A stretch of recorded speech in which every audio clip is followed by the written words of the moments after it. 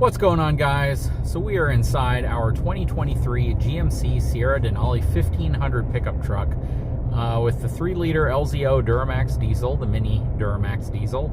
And yeah, it's a pretty horrible day outside in terms of weather. It's about 40 degrees, wind chill of 31 degrees, and it is sprinkling. So not the greatest weather, but it'll actually make a good point in this video. So let's talk about that. Hang tight, I'll be right back.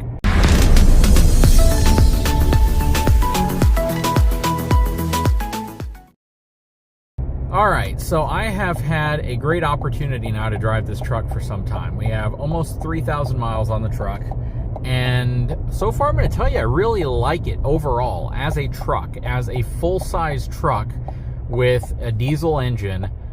This thing gets ridiculously good fuel economy. You know, it's a really comfortable truck overall.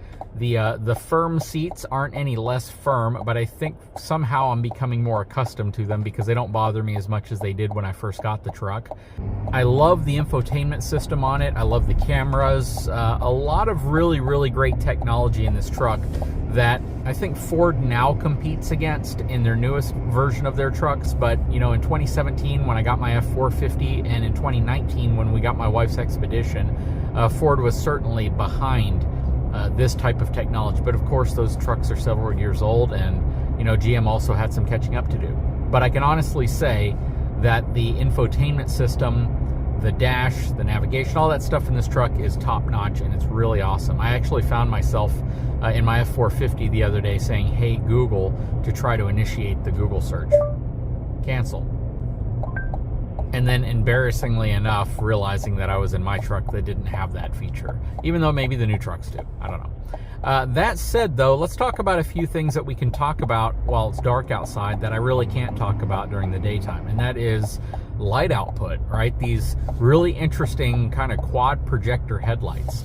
And if you look at it from a distance at night, you would probably look at the headlights and say, well, I see 2 projectors, one on each side, but I don't see where you say quad. But if you look closely into the headlight housing, you'll realize pretty quickly that there's actually 2 round projectors in each headlight. So you got a total of 4, and they produce pretty dang good light output. I wish it was a little better, and when I say I wish it was a little better, I mean I wish it was the same projection system that's used on the Escalade, because the Escalade's projectors take up a very tiny footprint, but really throw out a tremendous amount of really clean, uniform light with a phenomenal cutoff line. And that cutoff line is where the light ends and the darkness begins if you look at it on a wall. And again, the Escalade was probably the best light output I've seen on a truck, SUV, or vehicle ever. It was just absolutely phenomenal. And if you're wondering what vehicle I'm talking about the 2022 Escalade V-Series that I drove around for a while. So very cool. These headlights are not as good as those headlights, but they're not bad. They're not what I would consider to be a poor light output or to have poor light output. They actually perform pretty dang well, and I'm pretty impressed overall compared to other pickup trucks that are out there in terms of light output. Now, Ram, in my opinion, still kind of takes the lead overall in terms of light output on the limited truck that I reviewed last year. That truck had phenomenal light output, had a reasonably sharp cutoff line, but the light output was really bright, very uniform, and still looked really good. This definitely comes in second, and Ford comes in third in terms of overall light output and how clean it looks. And I'm definitely going to say that the way they do it in this truck with that quad projector system actually looks pretty nice. It has a really sleek, sophisticated look to it, while at the same time giving you the light output you'd expect. Now, one big negative, because I've already talked about, you know, this truck has a great ride. Seats have kind of worn in on me a little bit. I still think they're not as comfortable as Ford or Ram, but they aren't as bad as they were when I first got the truck. And again, that may just be me getting used to them, even on long trips.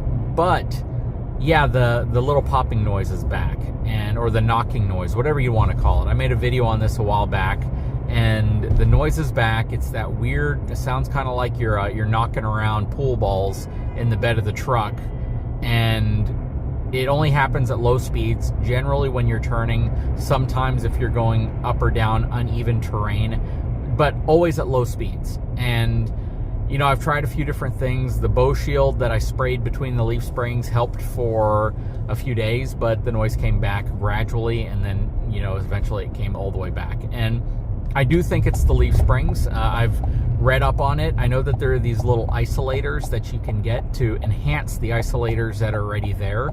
The odd thing is, my neighbor actually has a 2022 GMC Elevation Series Sierra half-ton truck, and he's never had the noise.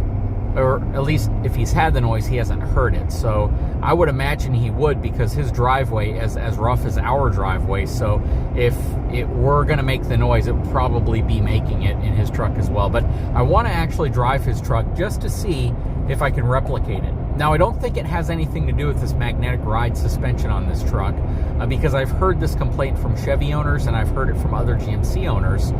But again, I'm just still interested in trying to figure out exactly what could be causing it and why in 2023 it's occurring on a brand new truck. It just doesn't make sense to me. So if I have to get isolators, if I have to take it to the dealership, I'll do all that. As an FYI, I did call the GMC dealership and I asked them if they're familiar with the issue. And the service director was the one actually talking to me, and he told me that it sounds like it's probably either an axle issue or a leaf spring issue.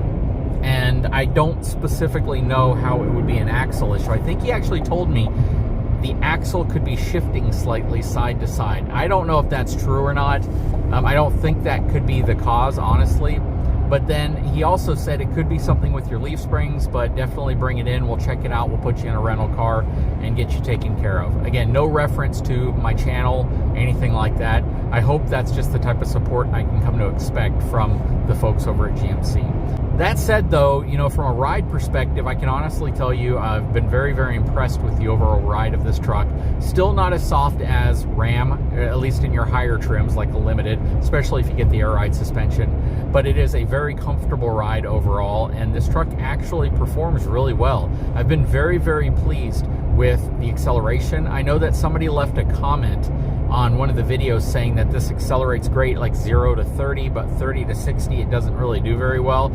I haven't experienced that. I mean, like when you give it throttle, it accelerates. It picks up very quickly. It doesn't feel like it's sluggish at all. And there's been several times when I'm on an expressway or highway and I've overtaken other vehicles, you know, that are going 65 miles an hour in a 70 or 65 in a 75 zone, and I've had absolutely no problem. It didn't feel sluggish at all, especially compared to other trucks that are similar to this, but with gas engines. Now, somebody asked me to compare this against the 6.2 liter gas V8, and I've driven several trucks with that engine. That engine is very powerful, I get it. Right off the line, it definitely accelerates really well. It's got great get up and go. It's a really beefy, you know, really throaty sounding V8, and it has a lot of power. But I oftentimes feel with a truck like that, it has excessive power, especially considering the cost you're going to have in terms of fuel economy. And I feel that this engine, this 3-liter diesel, is actually the perfect type engine for this truck. It feels like it accelerates exactly the way you would want it to. It feels as if it has the right amount of power, and it feels really well tuned for this truck. It shifts buttery smooth. Haven't had any issues at all with the shifting. Haven't had any issues at all with hesitation. Any of the issues that I had with the Ford Explorer that I had. It shifts really well, and to be honest with you, I just haven't really thought about the transmission very much because it's just shifted that smooth. So, you know, I can't really say that there's anything negative about this power plant in this specific vehicle. Now, some people are saying, why didn't I go ahead and order one and get it with the max tow package where I can get over 10,000 pounds worth of towing capacity versus the 8,800 pounds of tow capacity that this truck has?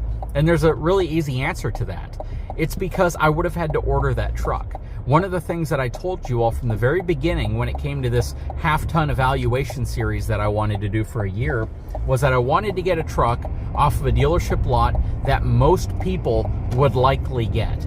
Not some special equipped truck that I could order. If that were the case in 2022, I would have ordered a Ford F-150 with a heavy-duty payload package. It's a unicorn of a truck. Very rare and very few times will you find one of those for sale on a dealership lot, especially if it's pre-owned with low miles.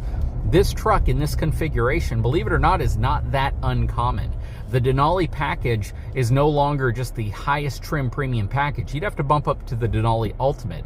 And even though this is a very expensive half-ton pickup truck, it's very similar in terms of overall, features and specs to, an SLE model truck or an Elevation series truck that you would get at a GMC dealership, or shoot, even Chevrolet trucks that you might get at a Chevy dealership. So again, most people go, they buy a half-ton truck, and then they realize what their payload capacity and towing capacity are.